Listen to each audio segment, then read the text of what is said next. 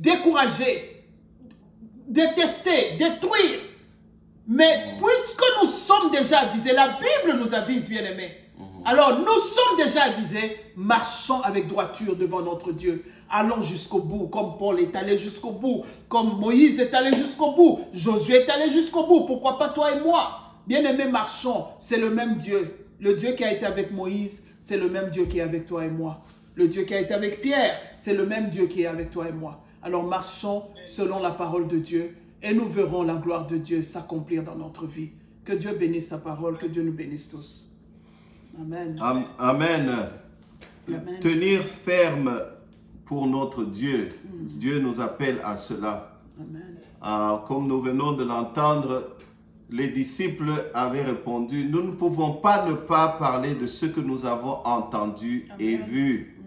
Bien-aimés, la plupart d'entre nous, Dieu nous a parlé, Dieu nous a enseigné, Dieu nous a nourris, Dieu nous a préparés, Dieu nous a affermis. Il est temps maintenant de tenir ferme, d'avoir cette foi audacieuse, d'invoquer le vrai Dieu comme les disciples avaient prié et de se lever, de tenir jusqu'au bout. Comme la Bible nous dit dans Philippiens, tenir ferme après avoir tout surmonté.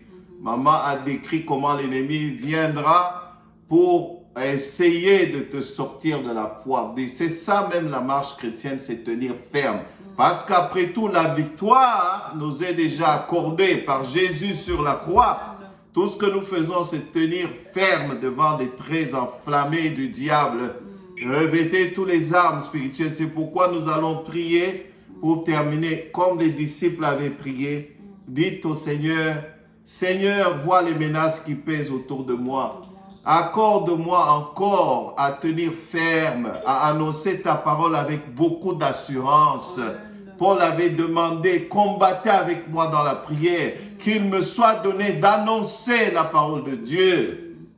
Que Dieu ouvre les portes. Prions, demandons aussi qu'au travers de notre Église, malgré les menaces, que Dieu nous accorde encore cette grâce d'annoncer la bonne nouvelle avec pleine assurance, c'est-à-dire l'audace. L'audace nous vient du fait que nous savons que notre Dieu est le seul Dieu, qu'il est avec nous et que nous sommes en sa présence comme maman vient de le décrire. Alors que nous lui obéissons, alors là nous allons nous tenir devant le diable, dire Satan, arrête-toi au nom de Jésus. La victoire est certaine au nom de Jésus-Christ. Tu vas dans ta maison te tenir et prier, dire au nom de Jésus, arrête-toi. La victoire est certaine.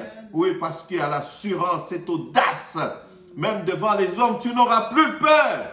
Personne ne te fera peur. Parce que celui qui est en toi est plus fort que celui qui est dans ce monde. Alors prions dans ce sens-là, au nom de Jésus. Prions le Seigneur bien-aimé.